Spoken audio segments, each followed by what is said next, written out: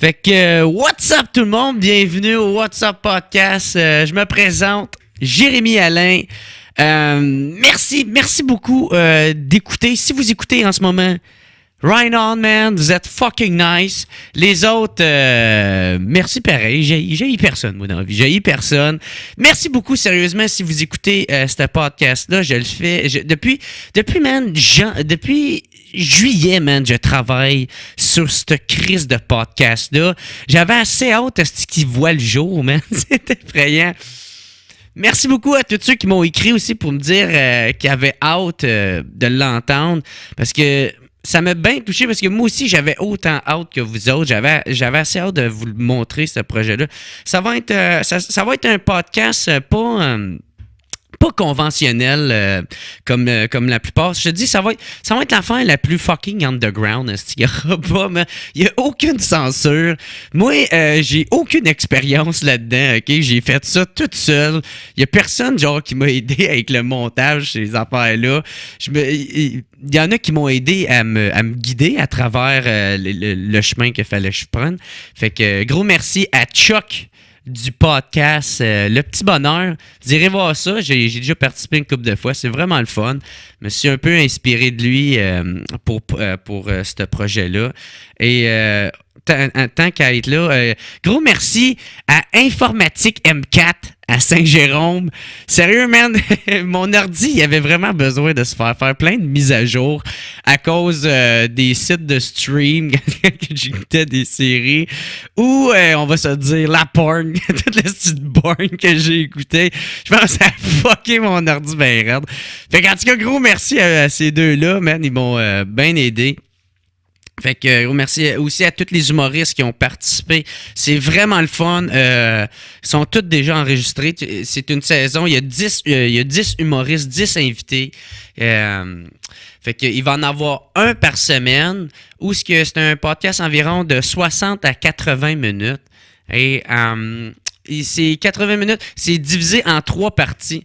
Puis la raison pourquoi j'ai décidé de faire ça, c'est que j'ai remarqué qu'il y avait souvent 2 commentaires qui revenaient. C'était soit que les podcasts étaient trop longs, ils voulaient en écouter des plus courts, ou soit qu'il y en a qui aiment les écouter quand ils sont longs, tu sais. Des longs podcasts. Fait que moi, j'ai décidé de faire un compromis, puis juste les diviser en 3 parties. Fait qu'il va tout le temps un invité à chaque semaine, puis il va y avoir la première partie qui va être le lundi, la deuxième le mercredi, puis la troisième le vendredi. Puis l'autre raison pourquoi j'ai décidé de faire ça, c'est que ma crise de caméra, elle enregistre pas plus que 20 minutes aussi. Fait que tant qu'à couper, ben on fait un épisode avec ça, tu sais. Fait que une partie, je voulais dire. Fait que ça va ressembler environ à ça. Puis, comment que je vais procéder? Il va tout le temps avoir aussi, avant que je vous présente l'épisode qui est préenregistré, ça va tout le temps être... il va y avoir genre comme une introduction, puis une introduction de l'introduction, tu sais. Genre, il va tout le temps avoir une intro de 10 minutes en 2 parties, genre que la première, ça va être moi qui vous parle environ genre de ma semaine, de les quelques jours que... les 2-3 derniers jours que j'ai vécu. On va parler un peu de ça, juste pour mettre le thème, le ton au podcast que je vais vous présenter. Puis après ça, ça va être environ un autre 5-10 minutes où je vais vous montrer à quoi qu'on va s'attendre durant cette partie-là, durant l'épisode que je vais montrer. Fait que je vous présente ça, juste vous mettre dans le contexte aussi. Puis après ça, ça va être l'épisode environ de 20 à 25 minutes, 20, une demi-heure, le podcast. Puis, ouais, c'est ça. Ça va ressembler environ à ça. Puis la raison pourquoi j'ai décidé de faire ce podcast-là, c'est parce que moi, je fais des shows aussi. Puis souvent, quand je parle avec le monde après, ou les commentaires que j'ai quand je parle de mon métier, c'est que... j'ai remarqué que la plupart, ils connaissent pas vraiment c'est quoi. Ils pensent juste que nous autres, les humoristes, on est tout le temps drôle, 24/24. Ils comprennent pas d'un fois tout c'est quoi tout le chemin, tout le processus qu'il y a à avoir pour devenir humoriste, tu sais. Fait que c'est surtout pour ça que j'ai décidé de faire le podcast. En même temps, sais, le public que je m'adresse, moi, dans ma tête, qu'est-ce que je voyais, c'était surtout genre ceux qui commencent, tu sais, des débutants ils n'ont même pas 2-3 shows en arrière de la cravate, tu sais. Moi, je viens de Gatineau, puis tu sais, j'ai jamais eu la chance d'avoir genre un mentor ou avoir quelqu'un que je peux regarder puis qui me donne des trucs, qui me donne des conseils, tu sais. Fait qu'en même temps, on va surtout parler de ça là-dedans, tu sais, des conseils, des trucs ou tu sais, des fois, comment qu'on se sent, tu sais. Il y a des fois que on est très, très, très exigeant envers nous-mêmes, puis on est très peu satisfait de nos résultats d'un fois. Puis tu sais, quand tu vis ça toute seule, ben tu te dis, Chris, j'ai-tu un problème? Chris, qu'est-ce qui se passe avec moi? Puis dans le fond, c'est totalement normal. Tu sais, tout le monde passe toute par là, vas-y. Fait que c'est surtout de ça qu'on va parler. Tu sais, vous allez remarquer, c'est un podcast. J'ai pas focusé sur le fait d'être le plus drôle possible. Moi, mon but, c'est d'être le plus intéressant possible, qu'il y ait le plus de vrai, de l'authenticité. En tout cas, j'espère que vous allez le remarquer. J'espère que j'ai réussi ma mission, OK? Je sais pas trop à quoi qu'on va s'attendre, parce que je vous le dis, j'ai vraiment fait ça, man, de plus underground possible. J'ai aucune expérience en fuck all là-dedans. Puis, je pense que c'est ça qui va faire, en tout cas, entre autres, que ça va être vraiment différent de tout ce qui se fait, là. Parce que c'est ça, j'ai suivi aucun cours. Moi, j'ai juste un secondaire 3, j'arrête pas de le dire. C'est pas que je m'en vante, c'est juste pour que le monde, je veux qu'il sache ça, c'est merde. S'il y a des estis de mots weird que je dis d'un fois, là, c'est parce que justement, OK, j'ai rien qu'un secondaire 3. Puis, c'est ça, on va apprendre un peu à me connaître là-dedans si vous écoutez ça ou si vous suivez mon podcast. Fait que j'espère vraiment que vous allez triper. Puis merci beaucoup déjà à tous ceux qui m'ont écrit des commentaires, des messages pour me dire qu'ils avaient hâte de le voir. Merci beaucoup, man. C'est crissement apprécié. Surtout quand ça fait fucking comme 6 mois que tu travailles sur un crise de projet. T'as aucune crise d'idée si ça va pogner ou pas. Fait que en tout cas, on va partir ça, man. Le premier invité, c'est Ben Lefebvre. Ben Lefebvre, man, un gars que moi, je le vois vraiment comme mon mentor. Ce gars-là, man, pour vrai, là, la façon qu'il écrit, je suis fan de ce gars-là. Quand je le vois en show, quand je le vois travailler, man, j'essaye, man, de m'inspirer beaucoup de ses affaires. J'essaie beaucoup de comprendre comment il travaille, man, parce que ce gars-là, c'est un acharné, c'est un passionné, ça paraît, man. Puis moi, à voir sa carrière plus tard, il n'y a rien que je serais plus heureux que ça, man. C'est un gars que j'adore au bout. Autant du côté... autant sa carrière que de son côté humain. Une esti de bonne personne, tout le temps à l'écoute.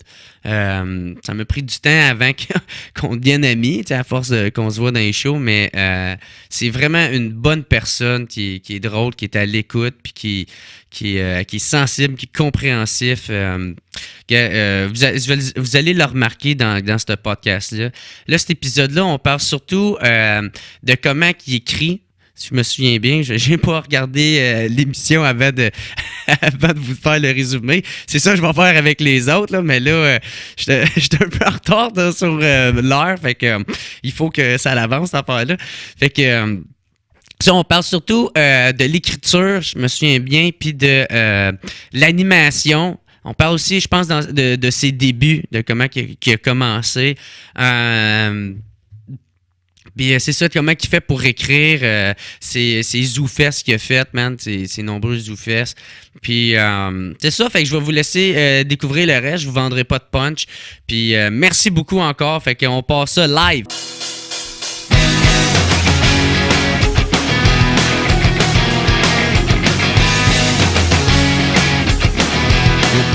What's up tout le monde? Bienvenue au What's Up Podcast avec Ben Lefebvre. Comment il va, mon chum? Ça va bien, toi? Yes! En pleine forme. Je suis vraiment content de t'avoir parce que j'adore, man, comment tu écris. Pour vrai, j'ai été voir ton 60 minutes au ZooFest. L'homme et la bête. Effectivement.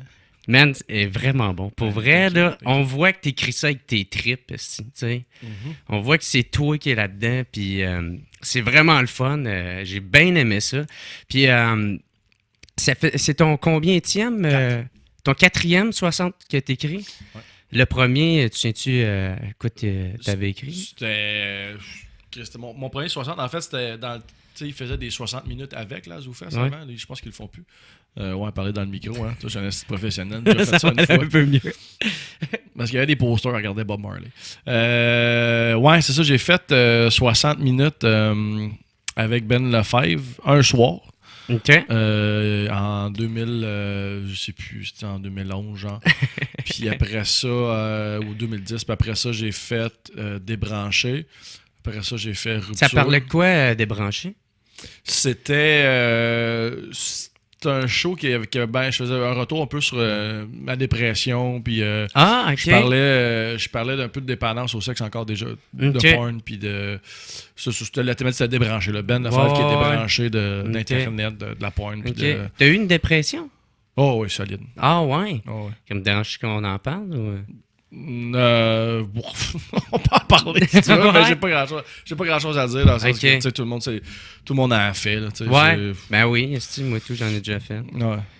Puis, OK, puis là, l'autre, c'était Rupture. Rupture, je l'ai vu, ça, par exemple, en 2014, je pense. Mm-hmm. Exact. Puis là, tu parlais justement, tu t'es laissé avec ta blonde. Ouais. Ben, en fait, ce show-là, l'écriture de ce show-là a commencé tout de suite après Débranché. L'été de Débranché, je m'étais déjà dit, l'année d'après, je veux un auteur, une nouvelle. Ouais. Fait qu'à partir de septembre, je m'étais mis à écrire du matériel.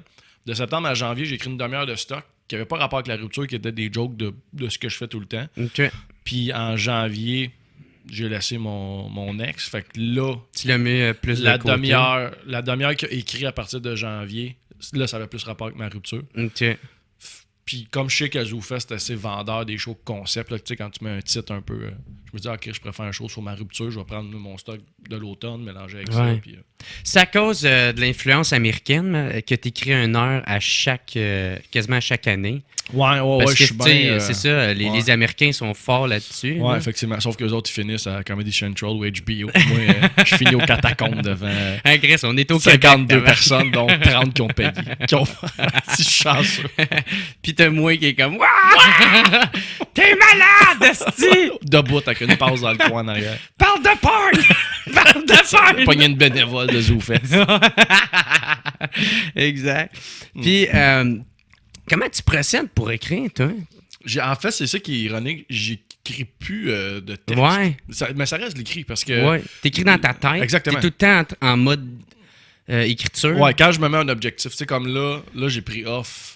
Je sais que je fais pas 1 heure de matériel l'année prochaine. Là, je me concentre sur finir mon roman. Fait que là, j'ai plus mon comic brain, il est pas à on présentement. Mais sinon, je suis tout le temps à on, puis je me mets tout le temps des petits objectifs, des petits deadlines de faire des nouveaux 15 dans des soirées. OK. Là, ça se build de même. OK, maintenant, tu t'es booké genre une date en quelque part. Tu dis, OK, il faut que j'aille au moins 15 minutes de ce sujet-là en même temps. Pas tant de ce sujet-là, ou juste de nouveau. Okay, je me mets tout le temps en danger. J'aime ça. Ouais. Tu sais, aller au bordel, tu sais, je joue d'infos au bordel, puis il me dit, tu veux-tu embarquer? Puis j'avais rien. Puis je dis, OK, ouais. Puis là, j'avais un début d'idée de quelque chose. Puis là, tu sais, j'improvise sur la scène, puis ça sort. Je suis rendu assez à l'aise pour pouvoir me permettre ça, c'est fou, de créer sa scène, puis de m'enregistrer. Ou si je m'enregistre pas, je demande à quelqu'un qui enregistre le show, puis de m'envoyer la ouais. Mais man, ça, c'est fou pareil, man. Parce que le premier que j'ai entendu qui faisait ça, c'était Aziz Ansari. Je sais pas si c'est qui, là, Mais en tout cas, fait que... il y en a plein qui font ça. Ouais. Non, mais moi, comme c'est le premier c'est ça que j'ai su qu'il faisait ça. Puis là, Louis C.K. et tout, il faisait ça. Tu sais, j'ai entendu ça. Hey, c'est vraiment débile. C'est là que c'est de même que t'écris. C'est de même que... Ben, tu sais, tu le disais tantôt, tu trouvais que t'écris avec tes tripes. Exactement. Il n'y a rien de plus trip que quelque chose qui vient des tripes. C'est à l'oral, tu sais, qui n'a pas été scripté, réécrit, puis... la virgule, c'est sûr que si on me demande une performance dans un gala, là, je prends mon number que j'ai fait, je l'écris puis je le place. Le plus tight. Exact. Sauf que sinon, là, ça reste... j'ai une bonne mémoire musicale, fait que je joue de la guitare aussi, là, fait qu'on dirait que aussitôt que je crée un beat, si le beat de la joke est la bonne, ça s'enregistre dans ma tête, puis Ah ouais. Même, je vais toujours la faire. Je sais pas si toi, ça te fait ça, mais moi, c'est parce que j'ai commencé à écrire plus de même puis à apprendre à me faire plus confiance. Puis ça marche vraiment mieux depuis aussi. Mais je sais pas si toi, ça te fait ça. Tu sais, tu t'en vas écrire avec quelqu'un ou un enfant de même, tu demandes un conseil. Qu'est-ce que tu penses de ce gag-là? Des fois, je le dis, mais c'est pas drôle, mais le monde, ils comprennent pas comment que moi, je le vois dans ma tête. Tu sais. Je sais comme, genre, si je le sors sur scène, ça va rire, tu sais. Ou j'ai le rire, tu sais, parce que ça m'est arrivé ça récemment. J'avais été écrire avec quelqu'un, puis 2 personnes j'ai été voir, du monde qui écrit sont drôles, puis on écrit bien ensemble. C'est comme, ah non, ça c'est pas drôle, tu vas te planter si tu sais ça. Je suis comme, ah, ok, man. Puis là, à un moment donné, j'ai juste décidé de le faire sur la scène. Pareil, je m'en calisse de qu'est-ce que le monde va penser. Faut que je l'essaye. Un esti de gros rire, je suis comme, tabarnak. c'est bien cool. Un moment donné, t'apprends qu'il faut plus faire ça. Moi, quand je suis à l'école de l'humour, là, une fois, j'ai testé une joke à ma mère. Une fois. C'était la dernière fois que j'ai testé une joke à qui que ce soit. Ah ouais, t'écris toute seule? Oh, ouais, j'écris tout seul, puis jamais, je demande à quelqu'un son avis parce que je sais que 99% de la puissance de la joke, c'est la confiance puis le plaisir que tu y mets. Ouais. Puis jamais tu vas demander à quelqu'un, 5 minutes avant de monter sur la scène dans ton salon, tu vas tester une joke avec autant de confiance puis de plaisir que tu as sur la scène. Fait que ta joke, elle a 99% de chance de tomber dans le « nah, c'est pas drôle ça ». Puis t'es plus dans le contexte de l'humour. Là. Exactement. Là, t'es dans l'analyse. Puis ça se peut que lui ou elle fuck ta confiance, puis quand t'as fait sa scène, t'as fait semi, puis c'est ce qui fait qu'elle n'est pas drôle, pas parce qu'elle était pas drôle, juste parce que tu l'as pas fait avec autant de plaisir et de confiance. Ouais. Parce que c'est justement ça, tu sais, l'humour, c'est justement ça, de la confiance au bout, tu sais, de montrer que t'es en contrôle, tu sais, tu sais où c'est que tu t'en vas. Exactement. C'est quasiment de l'hypnose, c'est de la certitude que t'es drôle. T'es tellement certain de toi que t'es drôle dans ce moment-là que les gens sont contaminés par cette certitude-là, puis ils font... Exact. All right. Exact. On te suit, c'est ça, man. Exact. Puis c'est fou, ben, je sais pas si c'était avec toi, m'amener, on parlait de ça, mais... tu sais, parce que moi, avant, on dirait que je focusais beaucoup sur couper. Il fallait que je coupe mes mots. Des mots qui servent à rien, il faut que j'y coupe ou que j'enlève. Mais je trouvais que ça enlevait beaucoup de la prémisse. Ça enlève de l'émotion, du vrai, tu sais, dans le gang. Puis c'est ça, je sais pas si c'était avec toi, je parlais de ça, mais Chris Rock, tu sais, quand il écrit, man, il y a des longues prémices. Des fois, il répète 3 fois la même affaire, juste pour pouvoir bien comprendre, faire sûr que tout le monde te suive, il s'en va aussi, que toi, tu t'en vas. Puis c'est ça que je trouve nice de comment tu écris, tu sais. Des fois, c'est un peu long, man, mais Chris, on sait aussi que tu t'en vas, on va te suivre, puis le rire va être là, man. Ou même si tu sais pas où je m'en vais, je finis à quelque part. Il y a des bits dans ma tête là, que je sens, puis c'est exprès, là, je sens le monde qui font « Mais qu'est-ce? » Puis à la fin, j'arrive au punch, je fais « Puis là, ils se sentent intelligents de se souvenir de... Hein? Est-ce que je suis... Bon, une chance que j'étais là, le public. Exact. J'ai fait confiance à Ben, je le savais où ça allait. Je le savais. C'était pour faire une twist. Ouais. Là, la dernière heure que tu as écrit, c'était L'homme et la bête. Ouais. Puis tu l'as écrit... ça, c'était par rapport à quoi? J'avais pas d'objectif de thème. Moi, en fait, quand nom, en passant, je trouve le nom est fucking cool. Ah, thanks, man. L'homme et la bête, tu sais. Thanks. Parce que c'est pas la bête à toi, c'est l'homme en général, c'est les la deux. Bête, c'est ça. C'est les deux, c'était moi puis le monde en général. Exactement. Les démons qu'on a. Exactement, c'était joué là-dessus. Ben, thank you. En fait, ce show-là, je l'ai écrit comme Rupture, en fait, en septembre l'année passée, j'ai commencé à me dire, je veux une heure. Fait que j'écrivais juste du matériel.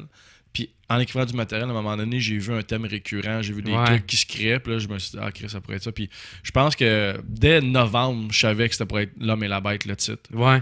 Moi, ma grosse période d'écriture, là, quand je me décide à faire une heure, mettons, c'est de septembre à novembre. Là.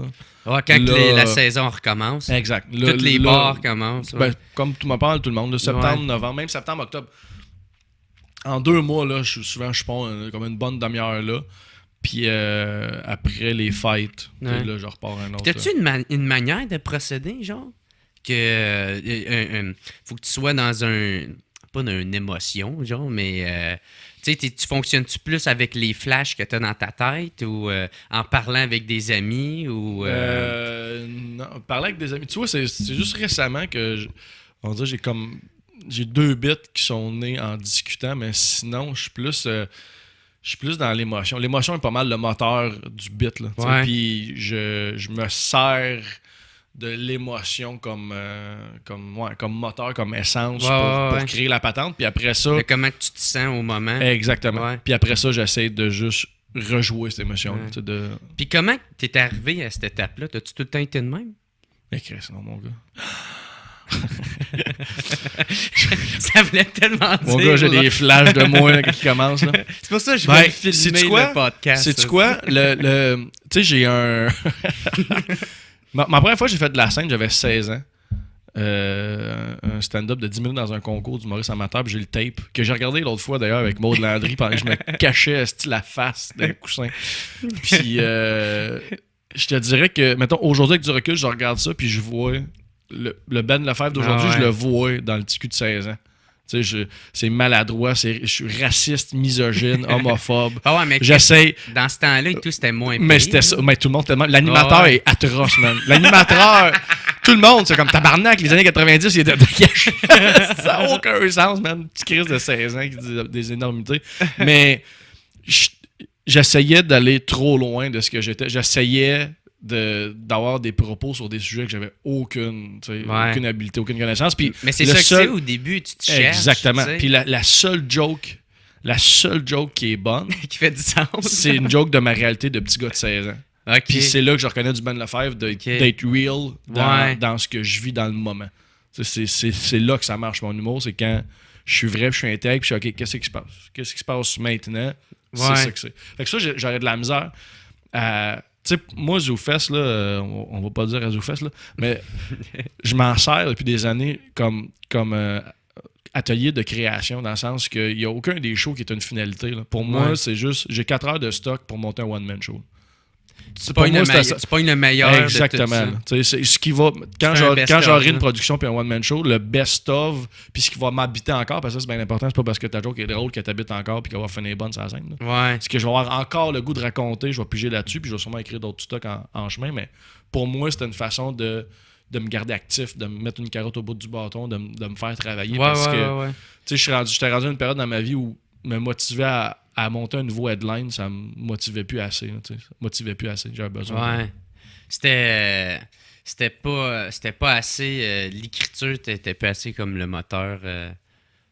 Non. Ben, en fait, la finalité était le moteur de l'écriture. Ouais. Puis, tu sais, ça, il y en a qui aiment ça, tu sais, juste écrire. Moi, j'ai besoin d'une finalité. J'ai besoin de savoir pourquoi je l'écris, où je m'en vais avec ça. Ah, mais Chris, man, c'est cool. Puis là t'animes au Bordel. T'es un des animateurs maison, même. Mm-hmm. Puis, tu fais combien de shows dans un samedi? 3. 3? Ouais. OK, je pensais qu'il y en avait 4 maintenant. Non, c'est 3. OK. Y en a-tu un qui en a 4? Non. C'est samedi. Ils veulent... je pense qu'ils veulent bouger les heures de samedi. Ils ont rajouté un show les jeudis. Avant, les jeudis, il y en avait juste un. C'est les jeudis qu'ils ont rajouté un show. Okay. Vendredi, il y en avait 2. Samedi, il y en avait 3. Okay. Jeudi, il y en avait un, puis là, ils en ont mis un deuxième le jeudi. Mais man, 3 shows. Là, t'animes, tu fais-tu juste du crowd work ou t'essayes des affaires? Je fais du crowd work au début. Les 10 premières minutes, c'est du crowd work avec une dernière petite joke à la fin. Ouais. Puis, entre les humoristes, ça, c'est des petites bits, là. Des petites jokes, là, des 30 secondes. Là, OK, que t'as écrit ou c'est des flashs or un callback? Ah non, c'est du stock rodé, là. OK. Je me suis pas encore... tu sais, en plus, là, je suis en vacances. Là, mon cerveau, mon funny bone, il est vraiment off. Là, je reste allumé pour le crowd work. Ouais. Mais je m'essaye même pas de penser à un nouveau bit. Là, j'ai 4 heures de stock. J'ai 4 petites jokes de 30 secondes à faire des humoristes. Fait que je n'ai. Puis je pige là-dedans. Là, ouais. Je garde, pour moi, l'important quand t'animes, c'est garder le contrôle de la salle. Là, ouais, puis l'ambiance. Exactement. Garder ça high, garder le contrôle. Ah oui, puis, ça. Toi, t'es le gars sympathique qui fait en sorte que tout le monde aime la soirée. Le gars sympathique, mais capable de tenir en tabarnak. Mon gars, samedi, j'ai eu... samedi passé, là... Pour le UFC? Ouais, le soir du UFC, là. le dernier show ou le deuxième? Je pense le deuxième, le Alexis qui s'occupe de la soirée. Ouais, il vient me Alexis voir. Poulain. Je suis en train de parler aux gars sur la terrasse, puis il vient me voir, il fait Ben, faut que je te parle. Puis là, tous les gars font oh shit. Puis là, je fais une joke de oh Chris, les gars, ben, adieu. I guess que c'est terminé. Genre, c'est vraiment solennel. Je vais reprendre mon chandail. Exact. C'est vraiment solennel comme il faut que je te parle. Puis là, je rentre en dedans, puis là, il dit bon, là, je t'avertis. Là, il y a un groupe de 18 de Saint-Hyacinthe qui sont chaud tête, qui viennent d'arriver. T'as un groupe de Bachelorettes qui sont sur le tête. T'as un autre groupe de 15 de. Puis là, il était juste, qui me mettait en mode panique de là, it's gonna be la jungle, OK? Mon gars, je me suis tellement craqué, j'étais comme break them on, à Manly. J'étais arrivé sur la scène craqué. Un bandeau de Rambo sur la tête. Hey, style le nœud, plein de sueur déjà avec du sang de d'autres shows avant. J'étais arrivé craqué, là, je savais exactement, en rentrant sur la scène, il était où les têtes fortes, puis qu'il se fallait comment il fallait que j'ai casse. Puis en 2 secondes, j'ai cassé les gros hecklers. Ça s'est placé, ça a été terminé. Mais le gars, il y a un des hecklers, mon gars, le pauvre, il m'a donné l'épée avec laquelle je l'ai comme empalé. Là. Genre, il sait pas dans quoi il s'est embarqué. Là. Il me cale. En fait, tu sais, moi, je fais du bench scroll autour des scènes. Puis il y avait un petit couple à droite. Puis, tu sais, moi, dans le crowdwork, je m'entends au monde, ça fait combien de temps t'es ensemble, des fois des 5 ans, 6 ans. Puis quand ça fait pas longtemps, mettons une couple de mois, je fais tout le temps comme, OK, vous êtes des fuck friends, vous êtes pas un couple. Là. Une joke classique. Fait que là, le couple à ma droite, je m'en ça fait combien de temps vous êtes ensemble? 6 mois, je fais comme, vous êtes des fuck friends, ça veut se fourrer. Puis là, les gens rient. Puis il y a un gars en arrière qui crie à la fille, montre-moi tes boules. Et là, moi, j'étais en mode craqué, je savais qu'il y avait des têtes fortes, il fallait que je casse. Fait que tout de suite, je me retourne, je fais. Puis là, tu vois que j'ai décroché, là, je suis plus sympathique. Là. Non, encore pire que ça. Là. Pas crier. Tu sais, quelqu'un d'autoritaire dans le silence, ça fait encore plus peur. Je lui ai dit, gars, j'étais chanceux que je vois pas c'est qui a dit ça, parce que si je t'avais vu, je te ferais sortir. Ça, là, c'est non. Tu sais, vraiment... Tu sais, enlever le masque. Puis là, j'ai remis le masque, j'ai comme continué comme si rien n'était. Puis là, on fait oh, t'as pas vu, c'est Puis là, mais ça n'a pas créé une petite ambiance. Un mini malaise de 15 secondes, de 2 secondes. Sauf que, check ça, après. Tu l'as repris tout de suite. Je l'ai repris tout de suite. Je continue à parler au couple. Je fais, qu'est-ce que tu fais dans la vie? Puis le gars, il dit, je suis policier. Là, je fais, oh, Chris, policier. Là, je me retourne vers le fond de la salle. Je vois, et puis, tu veux-tu encore qu'on monte ses boules, le gros? Et là, le monde, le gars, terminé, la tête dans les épaules. Parce que de un, déjà, le public il est avec toi, parce que mais ça, il en veut pas de un cave de même. Non. Puis, tu sais, même sa table, je pense qu'ils ont fait comme... Merci d'avoir fait ma gueule à Steve, tu sais, le petit cabochon. Mais tu sais, il me l'a donné tout seul. Tu sais, le policier, tout était là. Tu sais, tout était là pour que le gars, il fait juste... Il décède. Mais ça, c'est des soirées qui... Tu sais, le show de minuit, après ça, j'avais moins d'énergie, parce que des shows comme ça me demande beaucoup d'énergie pour maintenir... T'as 120 personnes, puis c'est fragile l'humour, tu le sais. Là. Fait que si t'as deux gangs un peu sous qui essaient d'être plus drôles que toi, il faut... Tu sais, moi, j'ai bien la répartie. Là. Je suis capable d'être plus quick que bien du monde dans la salle. Sauf que si t'as pas l'énergie pour backer ce que tu dis, t'as juste l'air d'un petit baveux, t'as 15. Fait que faut que t'ailles là. Là, ce show-là, je l'avais. À minuit, mon gars, là, j'étais... fatigué. À minuit, c'était-tu cool? C'était correct. C'était correct, mais je me sentais fatigué. Je sentais que j'avais fait un petit combat du UFC là, à 9,5. C'est sûr, man. Puis, t'as-tu... Toi, t'as commencé à animer... La place que t'as commencé à animer, c'est le Saint-Cyboire? Saint-Cyboire, à l'humour, ouais. Mais j'anime depuis... Moi, ça fait depuis que j'ai 16 ans que je sais que je vais être humoriste. Ça fait que toutes les expériences de scène, j'ai prenais tout ce que pouvait m'apporter. Exactement, à 18, j'animais un bar karaoké à Laval. Puis j'ai énormément appris, là, c'est con, là, mais un bar karaoké, t'as du monde sous. Testais-tu des blagues, genre? Non, mais c'est là que j'ai testé, par exemple, le contrôle d'une foule. Là. Moi, des gars chauds, je deal avec ça depuis que j'ai 18 ans sur une scène, là, de le fermer à la gueule puis garder le contrôle en restant sympathique. Puis, des fois, il y avait des batailles, puis il fallait que je continue la soirée. Là. Des grosses batailles, là, avec le doorman, les tables qui rechaissent, puis tout. Puis là, il fallait que la soirée, il fallait pas qu'elle meure, il fallait qu'elle continue. Fait que moi, je montais sur le stage, je partais, c'est le temps d'une dinde d'y a tremblé. Je faisais chanter le monde pendant que le monde ramassait la vite pété. Puis, ah ouais, esti, the show must go on, Chris. Fait que ça fait un bout que. C'est une drôle de façon de commencer. Bon, mais c'était ça la joke, là, c'était ça. Fait que tu sais, moi, des shows comme samedi, là, tu sais, quand il me disait, t'as un groupe de 18, tout ça, je faisais Bring Them On. C'est sérieux dans le sens où j'en ai tellement délai des gars de même. Là, Mais une chance, c'est pas arrivé, genre celui à minuit, tu sais. Le plus tard. Ça aurait pas été grave si les 2 shows avant avaient été relax, tu sais. Je pense c'est le deuxième qui t'a tué. C'est peu importe. Sur 3 shows, j'ai une drive pour comme en dompter un gros difficile. Mais 2 back-à-back, Ça, non. Puis tout le long de la soirée, après ça, étais-tu correct? Tout le long du show? Oui, le show a vraiment bien été, mais parce que en 5 premières minutes, j'ai fermé au gueule. Il y avait un groupe de gars, tout de suite, ils me calaient. Puis là, j'ai dit, qu'est-ce les gars, si vous sortez, c'est parce qu'il n'y a plus de place à Cage au Sport que vous êtes ici. S'il y a l'air d'une gang de cabochons qui boit de la grosse au kiff dans Fait que, tu sais, dans le fond, ces gars-là, c'est tout le temps, il faut que tu leur montres que t'es plus drôle qu'eux autres. Ouais. Une fois ils respectent puis ils ferment leur gueule, mais il faut juste que. C'est un concours de pénis, là, c'est con de même. Là. C'est juste mettre ta graine sur la table, faire comme gars. I'll be the funny one, là, ferme ta gueule. Ça va bien. T'as le droit d'être là, laisse-la ta graine. Laisse-la.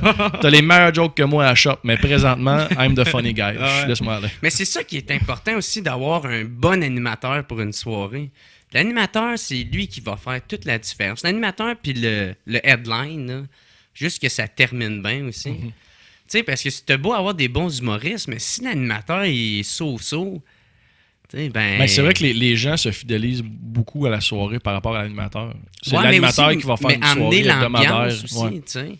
Des fois, t'en as même que, tu sais, des open mic, l'animateur, s'il est bon, ben Chris, déjà en partant, l'ambiance est cool. Exact. Fait que là, c'est plus propice à ce que ça aille mieux. T'sais. Exact. Des fois, il y a des flops, mais... Mais oui, mais exactement. Le maître de cérémonie est extrêmement important. C'est lui qui fait le pouls de la soirée. Tu sais, j'en parlais à Alexis, il y a un soir, je sais pas si c'est samedi, je sais pas si c'était le premier show. Non, je pense que c'était la semaine d'avant, le samedi d'avant. Il y a un groupe à droite qui m'a fait tilter. Mais là, j'étais déjà fatigué. C'est ça, quand je parle d'énergie, il faut que tu sois vraiment en forme. Ouais. Un soir, j'étais fatigué. J'avais pas beaucoup d'énergie, puis il y a un groupe à droite qui arrêtait pas de parler, puis il parlait pas assez fort pour que tout le monde les entende, mais c'était directement dans mon oreille, puis ça me déconcentrait. Puis 2-3 fois, je leur avais dit subtilement fermez l'œil, puis à un moment donné, ils sont vraiment venus me chercher, puis je vais voir Alexis, je fais hey man, là, faut que tu leur fermes la gueule à eux autres. Là. Parce que. Où c'est que je m'en allais avec ça? Le maître de cérémonie, exactement. Ouais. Puis j'y ai dit, man, j'étais sur le bord de tilter, mais pas sympathique. Puis je dis, si je tilte, c'est terminé pour la soirée. Là. Puis il m'avait dit, mais tu sais, c'est moins pire que Bellefeuille, l'autre fois il a tilté. Je fais, non, tu comprends pas. Si l'animateur tilte, c'est terminé. Ouais. Un humoriste invité peut pas reprendre le lead. Le fret que ça fait, c'est fini. Un humoriste peut tilter. Parce que l'humoriste, il s'en va, puis l'autre... L'animateur va venir, va récupérer, nettoyer tout ça, puis embarquer. Mais si l'animateur, si le capitaine du bateau fait « fuck you » puis qu'il saute, c'est fini. Là. Ta soirée est dead. Là. Peu importe c'est qui passe après, c'est... En tout cas, bref, ça prend beaucoup de self-control dans des moments comme ça. Là, exact. Mais gars, man, on a déjà fini. Premiers 20 minutes, ça passe vraiment vite. That's done. Yes, fait que... Allô les gens à la maison. Ouais, fait que c'est ça, là, tout à l'heure, on parlait d'animation. Puis là, tu me disais avant ça que tu avais appris en commençant dans les karaokés. Oui. C'est-tu là que tu as vraiment commencé? Ben, comme je disais, la première fois que j'ai fait du stand-up, la piqûre, c'est la première fois que j'en ai fait à 16 ans. Le rire que j'ai eu d'une table de monde que je connaissais pas. Ouais, des inconnus. Des inconnus. Je faisais rire ma table. Non, je faisais rire ma famille. Ma première table, la première fois que j'ai fait rire des gens que je connaissais pas, qui me devaient rien, ouais. Ça m'a rentré dedans. Je faisais ça. En sortant de scène, en marchant entre les tables, en allant vers la coulisse, dans ma tête, c'était décidé, c'est ça que je vais faire dans la vie. Ouais. Ouais, c'est fini. Merci, j'ai déjà une direction. Puis pourquoi tu voulais faire de l'humour? C'est venu. T'as-tu vu quelqu'un? Ben, depuis que j'étais kid, moi, je tripais sur Juste pour rire comme tous les kids de ma génération. Là, OK. Mais je faisais le spectacle au complet de Michel Courtemanche dans ma cafétéria. Puis j'étais vraiment fasciné par cet art-là, de ce que je comprenais. Courtemanche, pourtant, il fait du... c'est pas mal de mais quand t'as 7 ans, c'est pas mal tout ce que tu comprends. Dans le sens que j'étais... Mon humoriste préféré de l'époque, c'est le seul humoriste que je comprenais, justement, un humoriste qui fait des grimaces. Après ça, j'ai élargi, mais c'était le premier. C'est le premier entertainer funny qui m'a accroché. Puis j'ai toujours... On dirait que pour moi, Juste pour rire, l'humour, c'était temps... Ça m'interpellait, mais on dirait que c'était pas réel dans ma tête. C'est comment... Puis je sais pas, à l'adolescence, 15-16 ans, j'ai dû en parler parce que ma mère... J'étais arrivé de l'école un moment donné, puis ma mère avait découpé une page du journal avec des petites annonces. Là, puis elle avait encerclé concours d'humoriste amateur. Puis elle avait laissé ça sur la table de cuisine. Ah ouais? J'en avais sûrement parlé. Ma mère était bien allumée pour... Elle était bien attentionnée sur ces affaires-là. Elle faisait sa job de mère. Une bonne job de mère. Chris, c'est cette fois-là que j'ai eu la piqûre, puis après ça, c'était décidé. Là, puis là, c'est OK. Puis ça, c'est justement ce show-là, la petite coupure dans le journal. Exactement, c'est ce show-là. Y a-tu fallu que tu vendes des billets, genre? Ouais. C'était un esti d'arnaque de cul de même. Exactement. Ouais. Oh, ouais. Tout le monde. Puis en fait, j'avais été assez bon dans le tas de marde qui était là que le gars m'avait demandé de venir à un autre show. Puis là, j'étais pas obligé de vendre de billets. J'avais upgradé. OK. Là, je venais le dépanner. Là. Ah ouais. Je me souviens s'il avait appelé. Ouais. Là, je me souviens, j'étais chez mon père à l'Assomption. Je le visitais. Puis je pense que ma mère m'avait appelé parce que le gars avait appelé à la maison, je sais pas trop, pour que j'aille genre le lendemain. Puis là, dans ma tête, moi, Gilbert Rozon venait de m'appeler pour faire un gala. Chris, c'est sûr, man. J'avais dit à mon père, là, faut que j'aille à Montréal. Là. Comme je sais, on était supposé passer la semaine ensemble, mais faut me mener à Montréal parce que demain, là, il y a un gars de concours amateur qui m'a trouvé assez bon. Il va pas me payer, mais je suis pas obligé de vendre des tickets. Tu vois-tu l'upgrade? Vois-tu l'upgrade? Le gars, il est fou. OK, là, calme-toi, Ben, calme-toi. Là où j'ai mangé qu'on aille au Simon, j'ai besoin d'investisseurs. J'ai plein de jokes misogynes. Puis racistes. Exact. Puis après ça... ouais, c'est quoi, un fil en aiguille? Après ça, j'ai filmé mon second... Non, c'est ça, j'en ai pas refait après. Depuis... dans le fond, quand j'ai animé le karaoké à 18, 2 ans plus tard... T'as-tu participé, toi, à Cégep en spectacle? Ouais, j'étais de l'hostie-de-marde. Ah ouais? Ouais. Moi, nous autres, on riait de ce monde-là. Ceux qui avec participaient. Raison. Non, mais tu sais, moi, je me tenais avec les drogués, genre, puis on était comme... Il essaie d'avoir du talent, gang d'enfants de chienne. Puis on s'en allait, puis je me dis, pote, c'est ça notre trip, nous autres. Non, moi non plus, j'ai pas participé pendant tout à ça. Puis là, après ça, là, t'es arrivé à l'étape du karaoké. Exact. L'étape du karaoké où j'ai pris beaucoup d'expérience. Mais avant ça, en fait, c'est un karaoké qui était dans la Récréathèque à Laval. J'animais des fêtes d'enfants. Puis il y avait un bar karaoké dans la Récréathèque. Puis il y a comme eu un changement d'animateur qui s'est fait. Puis j'ai fait, moi, je veux le spot de l'animation. Fait que j'animais des fêtes d'enfants, puis le soir, j'animais du monde sous qui voulait chanter des tunes de Backstreet Boys, qui étaient beaucoup plus immatures que des enfants de 4 ans avec du gâteau d'en face, soit 10 ans passants. Puis, fait que j'ai pris beaucoup d'expérience là, puis là, j'ai rencontré des gens que, genre, j'ai animé des fêtes j'ai animé un mariage ou 2, j'ai animé un gros show, un gros concours de chant à Laval, genre, qu'une fille elle organisé. Il y avait genre 500 personnes d'une salle, plein d'enfants qui chantaient. Puis moi, j'avais monté un show complet à des animations, des interventions, des sketchs, là, la grosse patente. Ah ouais? Ouais. Puis j'avais T'en ça. faisais-tu beaucoup de même? Non, ça, c'est le premier que j'ai fait. OK. C'est le premier que j'ai fait, mais c'était une expérience de la scène. Ça, tu vois, tu sais, quand je dis prendre le lead sur la scène, puis dealer avec des... Instinctivement, on dirait que je pense que j'ai une personnalité qui est bien in your face. Là. OK. Tu sais, je suis capable de... Si tu m'arrives dans la face, je vais rester là. Ouais. Je suis capable de camoufler ce qui se passe en dedans. Fait que... c'est une nature de même. Fait que j'ai découvert à 18-19 que sur la scène, s'il se passe de quoi, je me plante les 2 pieds puis je reste là. Instinctivement. Il y avait une femme, on faisait... T'es capable de le prendre. Ouais, je suis capable de pas être ébranlé. Ouais. Puis ça, il y avait une mère, on faisait le sketch d'intro, puis la fille, puis là, c'était interminable, c'était pas bon. Puis là, je vais dans la salle avec un micro, je pose des questions au monde, puis il y a une femme, je pose une question, puis elle dit dans le micro, devant les 500 personnes, elle dit, moi, je suis pas venu ici pour écouter 2 crises de cloche, je suis venu ici pour écouter ma fille chanter. Pow! Et là, point. Je monte sur la scène avec la fille qui est l'organisatrice. On avait un numéro d'intro, ils étaient ensemble, pour ça, moi, j'étais tout seul tout le long. Je remonte sur la scène. Puis la fille, elle me donne un coup de coude, puis elle fait comme, non, tu sais, on coupe le numéro. Je fais comme, non, on le finit, câlisse. Moi, je suis allé jusqu'au bout du numéro, hein. Et après ça, chaque intervention, j'ai gagné le public petit peu par petit peu. Puis à la fin, j'ai eu un standing. La mère est venue me voir pour s'excuser. Laquelle? Celle qui la avait mère dit qui avait, la mère qui avait dit je suis pas venu ici pour écouter 2 cyclones. Elle est venue s'excuser. Il y a un gars qui est venu me voir et m'a dit bravo, tabarnak, le kid. Puis là, j'ai fait OK, Chris. Le kid. Un autre upgrade. Le kid. C'est qui l'autre qui s'est fait appeler de même? Sidney Crosby. That's right. Bon, il était pas encore né dans ce temps-là. Même combat. Ouais. Fait que bref. Fait que ça, j'ai comme eu des expériences dans ma carrière assez tôt. Puis j'ai une autre expérience aussi d'animer un show de danse qui était supposé durer 1h15, qui a duré 5 heures. On m'avait demandé une demi-heure de matériel d'animation, puis après ma demi-heure, j'ai animé 1h30. J'ai animé 2 heures totales sur le 5 heures de show. C'est comme un téléthon. C'était juste de l'impro. Puis... Il manquait un que je la jambe. Exactement. Il était dans un parc. Tu me l'as mis sur un plateau. Ça fumait avec les assiettes, les couteaux, tout, le dessert.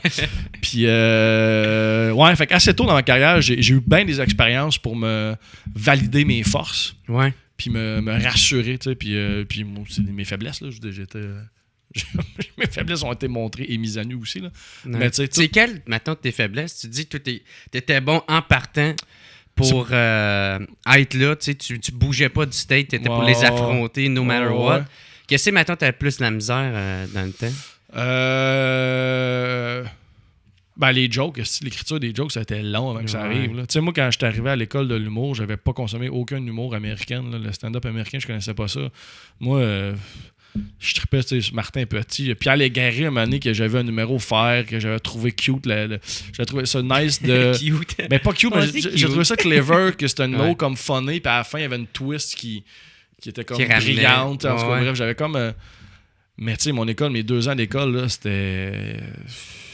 Il n'y avait pas grand joke. Là. Moi, je me concentrais beaucoup à le sujet, langue, puis dire un propos. D'ailleurs, ma photo à l'école de l'humour, j'ai un papier écrit ce soir, souper conférence, Ben Lefebvre, c'est beau la vie, parce que à toi, Chris de semaine, Pierre Hébert, qui était dans mon année, il me niaisait, il me disait, bon, c'est quoi ta conférence cette semaine? Parce que les vendredis, il faut qu'on présente les numéros.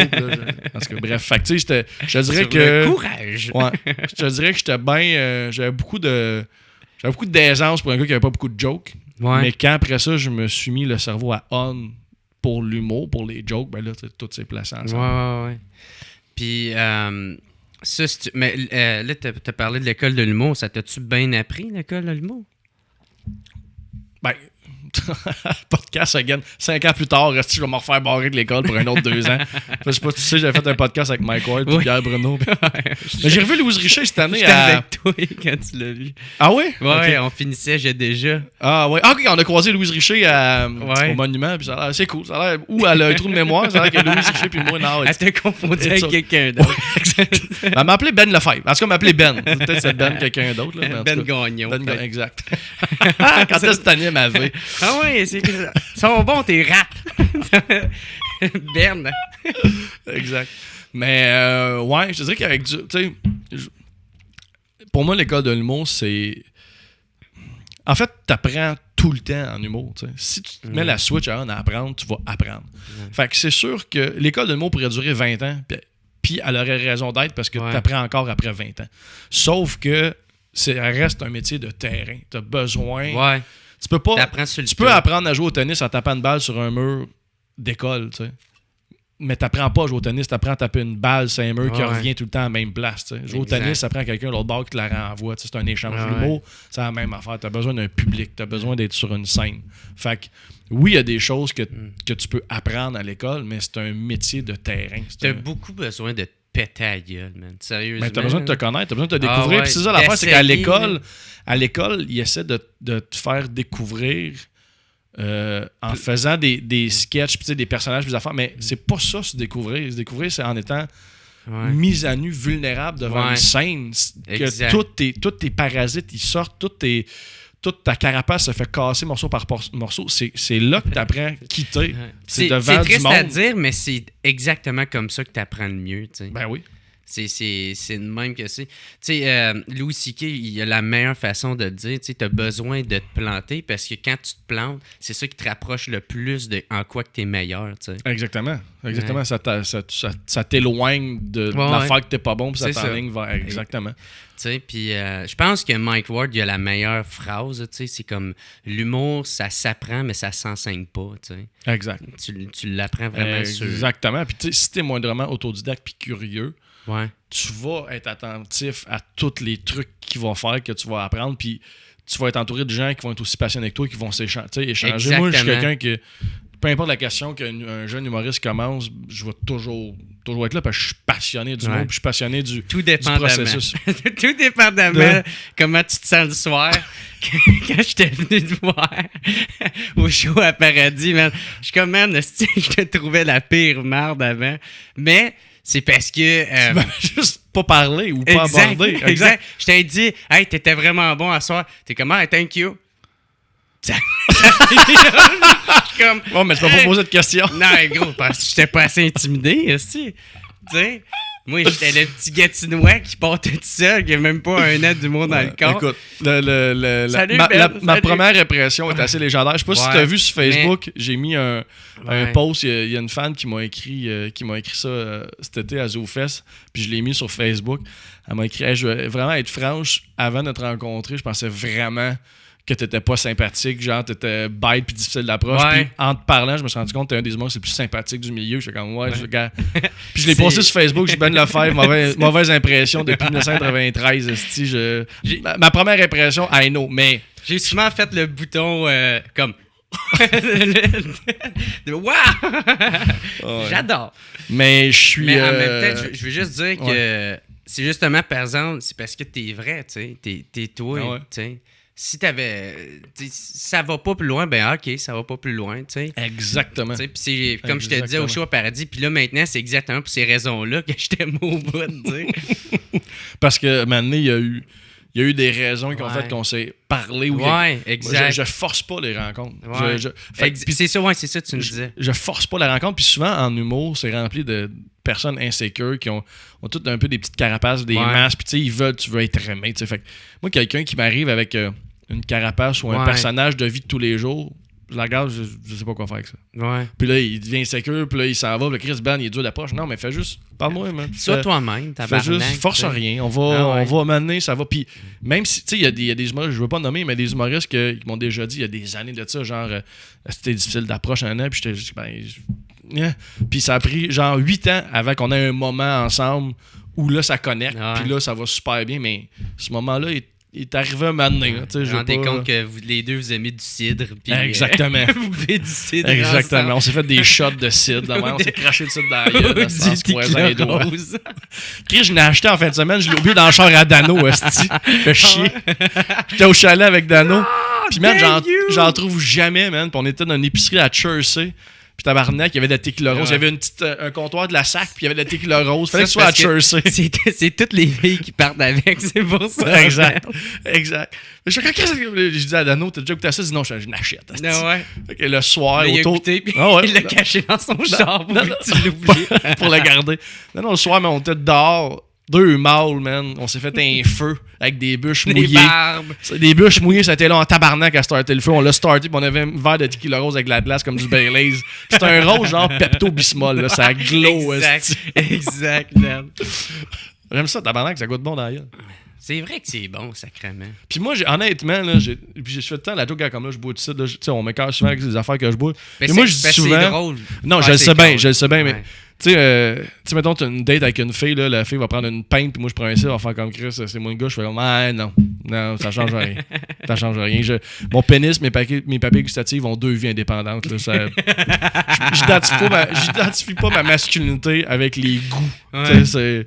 Ben man, je sais tellement de quoi tu parles, Chris, je suis végétarien, tu sais. Toi pis ta kale, t'aimes ça dans le cul, c'est ça. Mais c'est drôle parce que, Chris, j'ai l'impression, là, une fille, elle dit qu'elle est végétarienne, c'est comme, elle aime les animaux, elle est sensible. Moi, si je dis que je suis végétarien, c'est comme, c'est quoi, tu veux fourrer une chèvre? C'est comme, ta gueule, tabarnak. Je veux juste pas qu'il se fasse tuer. C'est tout que je veux pas. Oui, je fais même pas plus attention à ma santé. J'ai juste coupé à la viande. That's it. C'est drôle parce que, toi, on a pêché. Les gars ont pêché. Moi, j'ai fuck all rien pogné. Puis, Dano, il a sorti un poisson. Puis, il voulait le remettre à l'eau, mais l'hameçon était vraiment pogné. Fait qu'il a gossé longtemps. Pardon, c'était pas chic ça. Il a gossé vraiment longtemps. Il a arraché la gueule, genre. Non, pas ça. Mais c'est juste que je le voyais comme gosser avec l'hameçon, puis je me disais, Chris, je serais pas capable de tuer ce poisson-là. Parce que je niaisais, Dano, je disais, si tu pêches un poisson, c'est moi qui le vide. Je faisais mon gars des bois, là, en joke, là, je savais bien, je l'ai juste essayé, puis je me disais, Chris, j'aurais même pas été capable d'y planter un couteau. Je me disais, Chris, je suis pas encore végétarien, mais je pense que. J'ai coupé le lait de vache. J'ai vu une vidéo, là, il y a une couple de mois. Je te dis, j'ai fait la vidéo. Check pas les documentaires. Mais j'en ai tout le temps checké, puis ça me faisait rien. Puis, tu vois, il y a une couple de mois, j'ai checké une vidéo sur les fermes laitières. Puis je sais pas ce que la journée-là, mais ça m'a rentré dedans. Je fait OK, that's over. Ouais. Mais tu sais, that's over.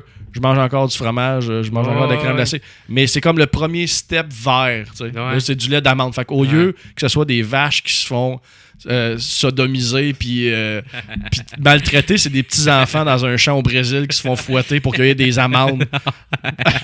Ça, je disais à ma coloc qui est végétarienne, je dis, Chris, pourquoi tu t'en sors pas? Du lait d'amande, les amandes viennent d'où, tu penses? Penses-tu vraiment que c'était un champ syndiqué avec des employés? Mais moi, l'affaire, c'est que je me calisse plus des êtres humains. Non, mais pour vrai, c'est comme. Je pense que je t'en ai déjà parlé. Moi, chaque enfant qui naît sur la Terre, pour moi, c'est un échec de plus sur l'humanité. Toi, t'es un grand fan de Ducks and Hope. Ouais. Oui. Ducks and Bill Burr. Non. Ducks and Hope est plus proche de ça que Bill Burr. Ah ouais? Bill Burr, il taquine, mais tu sais, lui, c'est les humains adultes qui voudraient. Ducks and Hope, il est anti-bébé, anti-naissance. Il a fait des calculs de un enfant, ce que ça consomme comme gaz, comme produit. Puis il dit qu'il faut, il est vraiment là, arrêter la population. Ben oui, non, mais c'est stupide. En tout cas, peu importe. Là. Mais c'est pour ça que, tu sais, les animaux, tu sais, eux autres, ça me dérange pas parce que, tu sais, mettons, si t'enlèves les animaux, si t'enlèves les humains de sa terre, la Terre va continuer à tourner, genre. Tout va bien aller jusqu'à temps que le soleil explose, tu sais. Exact. Mais mets les êtres humains, tabarnak, 200 ans, puis on scrape toute la Terre. Non, ça scrape nous autres. George Carlin a un excellent numéro là-dessus, sur l'arrogance de sauver la planète. Oui, je pense. La planète va être correcte. Nous autres, on sera plus là. Oui, c'est ça. Il n'y a rien qu'on va faire. Il n'y a aucune bombe nucléaire. Il n'y a rien qu'on va mettre dans l'océan qui va tuer la planète. On va se tuer nous autres. Ouais. La planète a fait face à des éruptions volcaniques, des météorites, des aires de glace, des affaires qui sont calissement plus tough à passer à travers qu'une usine de plastique. Là. C'est nous autres, on s'en va. La planète, elle va être bien correcte. C'est vrai, ça, man. Il y a des poissons qui vont comme naître avec comme un plastique ici, avec un bras humain. Une espèce de fusion. Comme des Simpsons. Exact. Ça va être un nouveau personnage des Simpsons. Plus de poissons 3 yeux. Les poissons vont venir avec des DVD des Simpsons, genre Daria. Tu sais, les poissons à la bouche vraiment large avec un DVD Simpsons. On va tout coller dans l'océan. Ça, tout à l'heure, on était rendu à l'École nationale d'humour. Quand tu as terminé là, c'était en 2005. 2005, OK. Ouais. Puis après ça, c'est-tu là que tu as commencé à animer au Saint-Cyboire? Non, moi, en sortant de l'école, le perfectionniste que j'étais, j'ai refait je continue dans ma tête à être dans une période de création puis de laboratoire pendant 2 ans. C'est ce que ça veut dire, ça? Fait que moi, de 2005 à 2007, chaque numéro que je faisais, je le faisais une fois. OK. Sinon 2-3 max. Là. OK. Je voulais juste me mettre en danger, puis créer, puis me chercher. Puis, tu voulais travailler le comique en dedans de toi. Exactement. Je me disais, j'ai rien à vendre. Ouais. Je vais pas me partir une fanpage. Ça me fait rire les humoristes qui commencent. Ils ont fait un show, un open mic, ils ont une fanpage. Calme-toi, câlisse. Ça me fait rire, ça. Mais, moi, à mon premier show, j'avais déjà des chandails, des cartes d'affaires. Fait que genre toi, fait que c'est exactement moi, tu dis. Je pense que je te parlais pas de bord au début. Fais des shows, on va te parler après, mon tabarnak. Qu'est-ce que tu vends? T'es qui, toi, Chris? Je vends des t-shirts. Mais, mais c'est ça. Fait que je faisais... c'est ça, j'ai fait 2 ans de laboratoire. Puis à partir de 2016, je me disais, OK, là, c'est bon. Là, je suis à peu près chiqué. Ouais. Puis je me suis enligné. Puis tu vois, l'année d'après, j'avais... Puis comment tu l'as découvert? C'est tu savais... T'aimais plus ce que tu faisais? Ou tu trouvais que ça te ressemblait plus, toi? Ouais, ben je te dirais le Saint-Cyboire, tu sais... Le Saint-Cyboire, j'avais toujours un œil dessus. Tu sais, je l'animais, puis je m'entendais bien avec Étienne Dano, puis j'avais un œil dessus pour l'animation. Puis Étienne Dano, D'ailleurs, de chez qui j'arrive, on était au chalet ensemble. Ouais. Ce gars-là, j'ai comme pas eu encore l'occasion à ma carrière d'y redonner tout ce qu'il m'a donné. Mais ça va venir. Là. Pourquoi Dano, il animait avant toi? Il animait au Saint-Cyboire. C'est lui qui m'a poussé pour que je le remplace. OK. Mais Dano, c'est un gars qui est... Tu veux un Étienne Dano dans ta carrière. Là.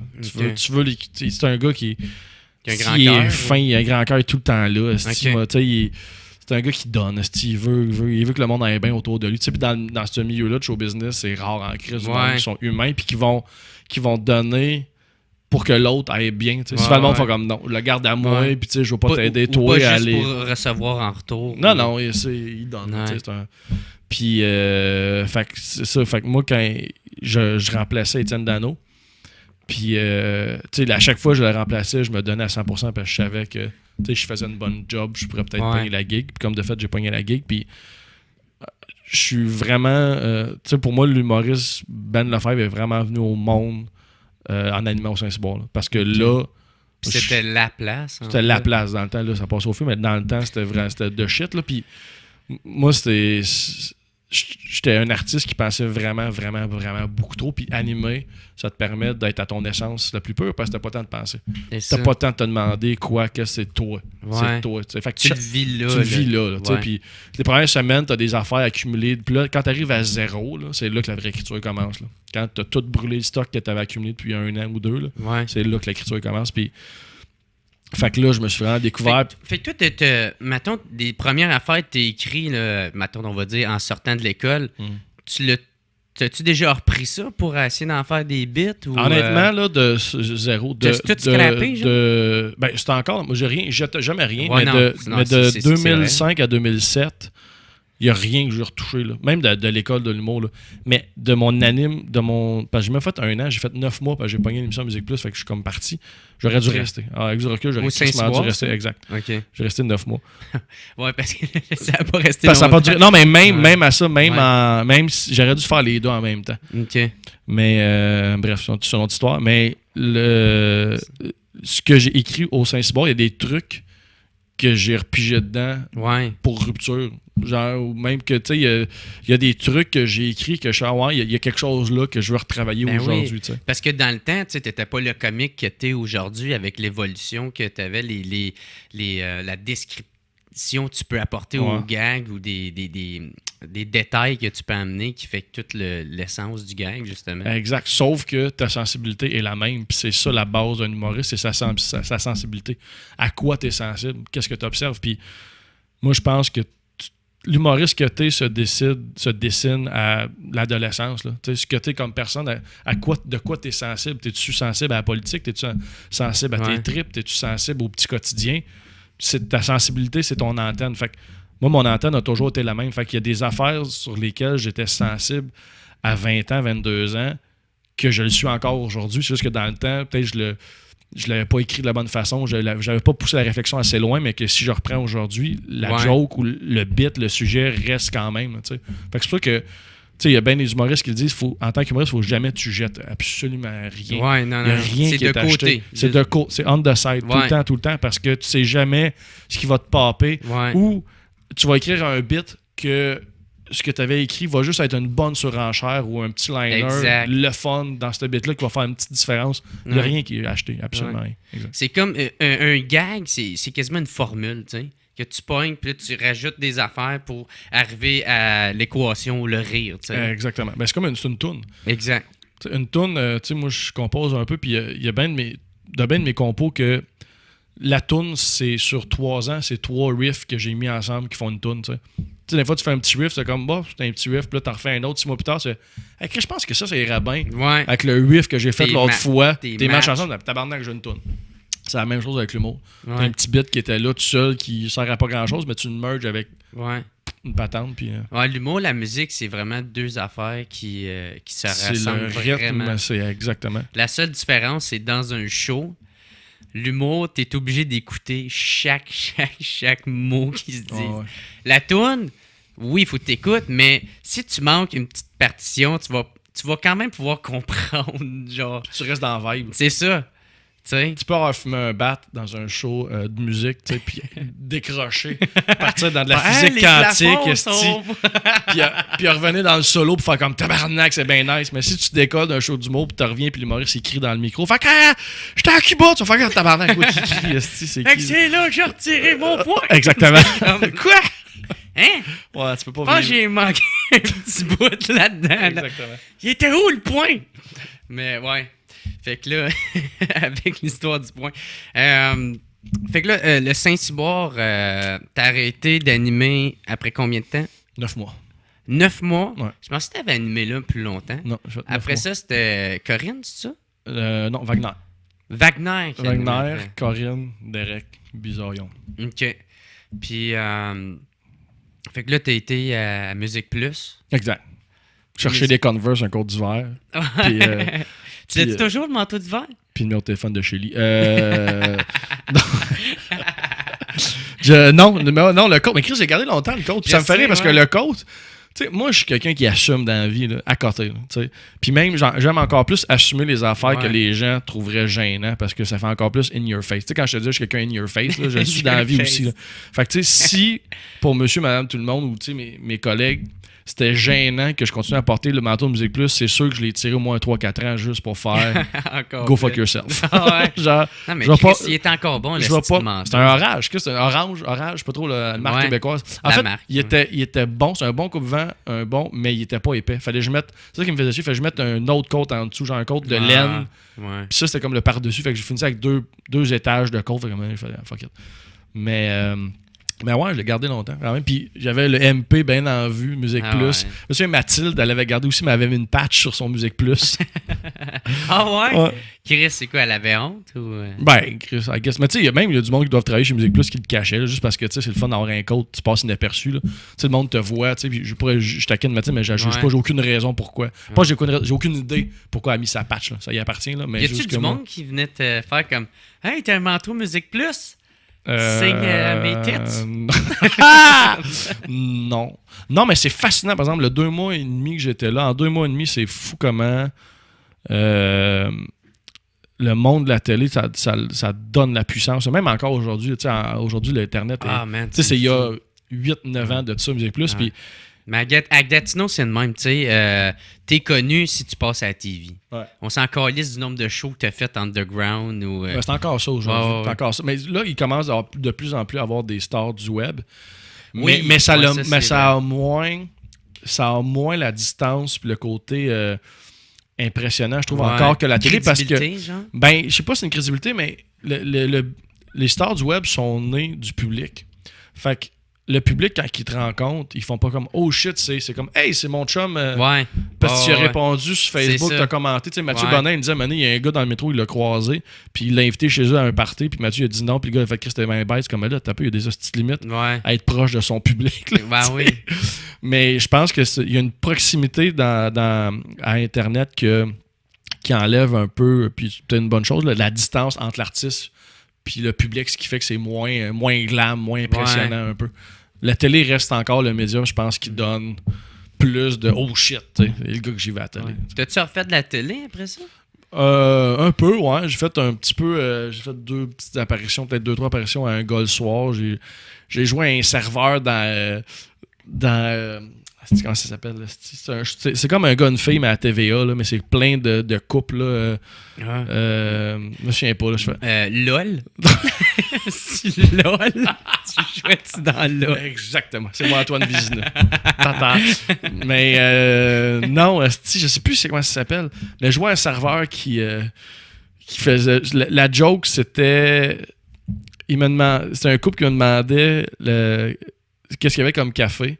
Puis moi, je disais toutes les sortes de cafés au monde. Ça m'a pris une journée à apprendre par cœur mon texte, qui était juste tous les cafés de l'univers. Ben, tu sais, c'est l'affaire la plus dure au monde à apprendre parce que c'est pas une réplique que tu relances, c'est un par cœur, puis qu'il n'y a aucun lien ensemble. Là. C'est pas un monologue, là, c'est juste des mots. Là. sais, un latte, un c'est comme la tourne du McDonald's, le style dans le temps. Puis ça m'a pris, man, il faisait chaud, ça m'a pris 800 takes. Puis le style comédien m'a regardé avec un air de style jeune amateur, il connaît pas son texte. Puis l'autre, la comédienne était avec une petite fan dans sa face entre les takes, il gardait au frais. Moi, j'étais juste là, c'était tabarnak, aidez-moi quelqu'un. Enlever au moins 2-3 sortes. Enlever, Chris prenait un chocolat chaud, calice. Puis la joke, je pense, c'était genre, ouais, c'est ça, il prenait un chai latte ou il prenait pas un café. Genre, je vais te prendre un 7-Up. Ouais, exact. Ah ouais. Et rideau. Ouais. Fait que j'ai fait ce grand rôle. Ça ressemblait à LOL. Ça ressemblait à LOL. LOL, mais avec du texte. Exact. Ouais. Fait que j'ai ça, le soir. J'ai fait j'ai animé les mercredis juste pour rire à Vox. Oui, man. Qui était ma TV, mais qui était Vox. Que d'ailleurs, là, j'étais en dépression quand je les animais. OK. Ouais, j'étais capable de passer ça semi sous le radar. Mais c'était quoi cette dépression-là qui t'est arrivée? Dépression, là. T'as de la misère à écrire ou ça sortait plus? Ou Ah, mon gars, c'est parce que ça serait... 20 minutes et pas assez. Moi, je pense qu'une dépression... souvent, une dépression, souvent, les gens vont dire que c'est un dérèglement chimique. Moi, je pense que c'est un dérèglement chimique, mais c'est un dérèglement chimique dû à une accumulation. Fait que, tu sais, pour expliquer une dépression, il faut t'expliquer toute une vie. Tu peux pas. Tu peux pas juste. L'élément déclencheur est juste la goutte du tas de marde qu'il y avait avant. Fait que, c'est pour ça que ma dépression, j'en parle pas parce que c'est ma bio. Je fais juste résumer à Néphétune comme tout le monde, puis ça a passé. Ben oui, mais il arrive un moment aussi dans la vie de tout le monde que. Il y a des moments où il faut que tu prennes du recul. Exact. Il fallait que ça arrive. Ça fait partie du tout. Là. Ça fait partie de moi, puis c'est bien correct. Puis là, après les soirées juste pour rire, t'as-tu aimé ça, justement, les soirées juste pour rire? Ben, pour vrai, c'est comme si j'étais gelé. Ouais, tu t'en souviens plus de cette partie-là? C'est weird, c'est vraiment weird comme période. Moi, ça m'est arrivé quand ma mère est tombée malade. Puis, moi, je me suis laissé avec mon ex, ma mère est tombée malade après du cancer.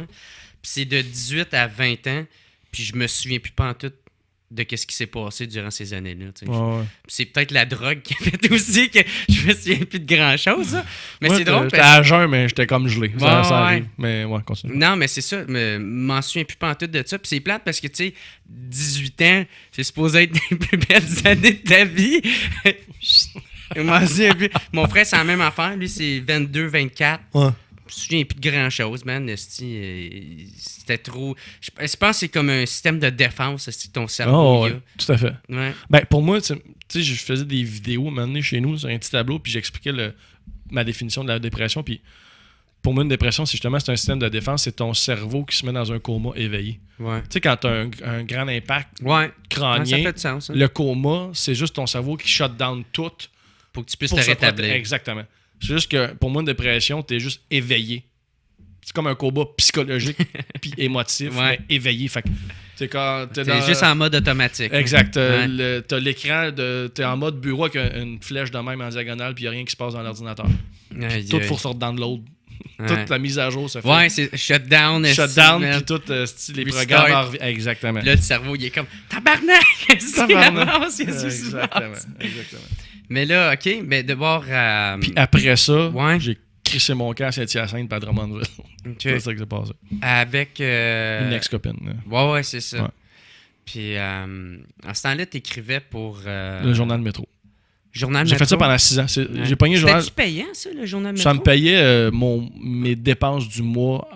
Genre facture, loyer. Là. Fait que c'est quand même pas si payé que ça. Là. Puis après ça, il fallait que je fasse de l'argent pour parce que Métro, tu sais ça, je sais pas c'est quoi, moi. Parce qu'il n'y a pas ça gratuit. C'est le journal de l'île de Montréal, c'est un journal gratuit qui donne l'installation. Ouais, c'est ça, c'est gratuit, je me dis. Ils donnent ça dans les restaurants, les DEP, les stations de métro, ça le dit. Là. Okay. Mais avant, quoi qu'il y ait un bout, c'était 24 heures, mais là, Métro, je pense qu'il est revenu. OK. Mais, ouais. Mais ça, c'est un rêve que j'avais. C'est pas pantoute la même affaire, écrire pour un journal que écrire pour toi ou pour quelqu'un d'autre. Exact. Mais j'ai toujours aimé ça écrire. Tu sais, j'étais en train d'écrire un roman là, que j'étais en train d'écrire. Je recommence en septembre à l'écrire. Puis j'ai toujours aimé écrire. J'ai tant eu dans moi le besoin des deux, là, d'être un bouffon puis d'écrire des affaires un peu plus sérieuses, plus deep. Puis le journal Métro me donnait exactement cette fenêtre-là. Puis c'était quoi, t'écrivais une quotidienne?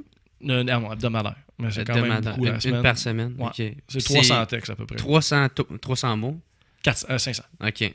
500 mots. Puis c'est vraiment une opportunité... Ça t'a-tu aidé à évoluer en tant que... Oui.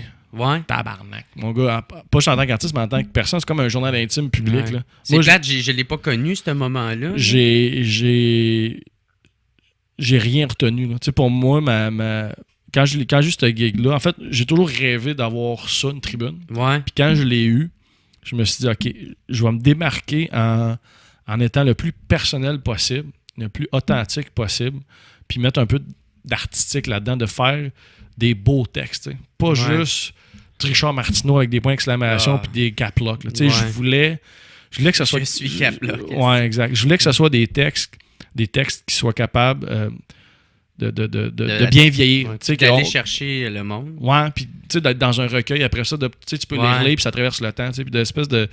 Je voulais que ça soit plus riche que juste une tribune de journal commune. Puis en fait, j'avais toute la liberté, j'avais une carte blanche totale. Les seuls commentaires que j'avais de l'éditeur de l'époque, c'était « Oh shit, ça va faire jaser » ou « On peut-tu changer le titre ?» J'avais même la liberté du titre, que souvent les journaux ne donnent pas aux journalistes. J'avais la liberté du titre. Ça arrivait juste 2-3 fois que l'éditeur fait « Ouais, ça c'était un peu... ton titre était un peu genre... Ouais, okay, Puis c'est quoi maintenant, tu dis « Oh shit, ça va faire jaser ». T'en as-tu un exemple?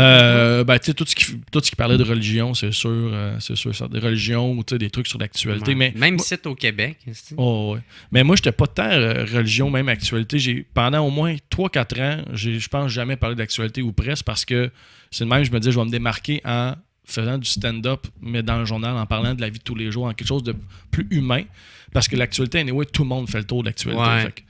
Puis en plus, moi, c'était juste, j'avais une fois par semaine, les lundis, puis à cette heure, tous les journalistes, ils ont des blogs. Fait que, mettons quelque chose qui se passe le jeudi, vendredi, samedi, dimanche, ça a tout été dit. Wow, j'arrivais le lundi. Tout est brûlé. Exactement. Fait que je faisais la faute de l'actualité, c'est moi trouver des affaires sur ta vie, qui m'habitent ou des observations de la société. Puis j'ai été capable de nourrir ça pendant 6 ans. Puis c'est nice parce que la différence entre faire du stand-up et ça, c'est que t'es pas obligé d'être drôle. Tu peux juste être toi. Exactement. Puis ça m'arrivait souvent de faire des numbers on stage qui étaient pas drôles, puis je disais en micro, ça va finir en chronique. Ouais. Parce que l'idée était bien intéressante, mais c'était pas assez drôle pour la scène, mais c'était clever pour le journal.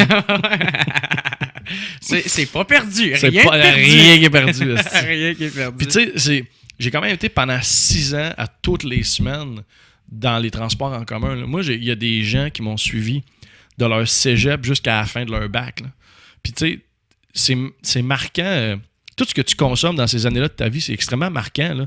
Toutes tes années d'études, là, secondaire, cégep, université, là, ça te forme, ça te soude, il y a quelque chose de nostalgique. Fait que, moi, il y a bien du monde que je sais que mes écrits ont marqué à quelque part ou qu'on s'est rejoints. Ouais. Je dis mes écrits, mais je me prends pas pour un autre. Exactement.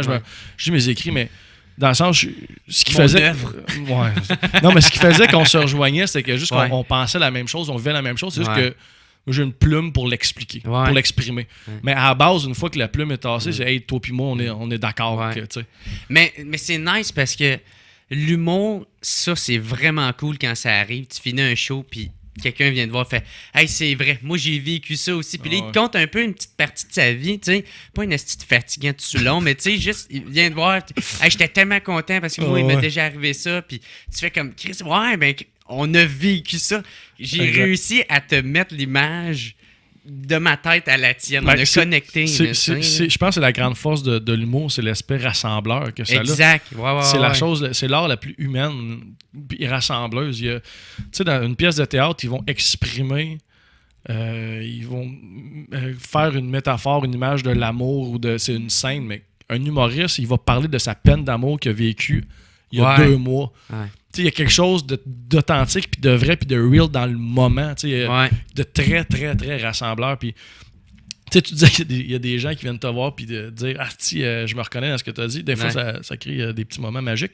Moi, je faisais un bit dans mon show « L'homme et la bête » où je disais les gars, on aime tellement nos pénis qu'il n'y aurait aucun gars dans la salle si on pouvait s'auto-sucer.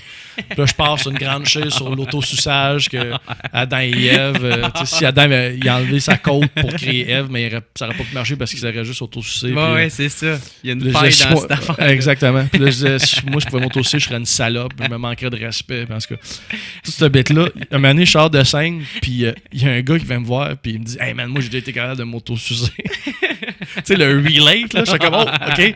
C'est un gars de 6 pieds 2, j'étais avec Max Gervais des Picbois, puis les deux, man, on se met à poser des questions. Puis là, il y a quelque chose dans la gueule, excuse-moi. Quelque chose sur le micro aussi. Il me dit, je fais une joke d'auto-sucer, puis j'ai quelque chose dans la gueule. Oh, pas l'air! Je voulais pas la faire, mais gars, les fêtes. Le film comique, là. Hein? Il a passé. Ouais. Mais, ouais, c'est ça, le gars, il me dit, c'est déjà auto-sucé. Puis là, Max Gervais, il demande, OK, mais. Il dit, comme juste le bout, tu sais, ou comme tu te l'es rentré. Puis le gars, il fait, ah non, mais l'ai rentré comme assez correct. Puis genre, ouais. Puis il dit, ouais, j'ai eu mal au dos pendant une semaine après. Genre, no fucking way, t'as eu mal au dos pendant une semaine après. Mais t'as poussé en tabarnak, t'as rendu, tu sûr, man. T'as-tu genre comme été plus surpris que. Ou t'as tout de suite cassé le malaise en posant une question, en faisant comment? Ben, j'étais juste crampé. Ben, c'est ça, tu sais, comment tu veux... Comment tu veux en plus, j'étais avec Max Gervais des Picbois. C'est comme une des meilleures personnes avec qui vivre ça. Ce moment-là. Lui, il était assez pince sans rire, puis il posait des questions, puis tu sentais qu'il creux. Il faisait de l'analyse de personnage. Lui, il va peut-être se créer un nouveau personnage. Il va se créer un gars dans son prochain show du Picbois, le gars qui s'auto-suce. Le magicien pervers, il est né. Il est un peu né de ça. C'est le gars qui s'est auto-sucé. Ouais. Bon, mais crime, c'est déjà tout, esti. Fait que thank you, Ben, esti, d'avoir été là. Merci de l'invitation. Ah ouais, mais Chris, tu reviendras quand ça te tente, puis on se revoit. Bye les gens.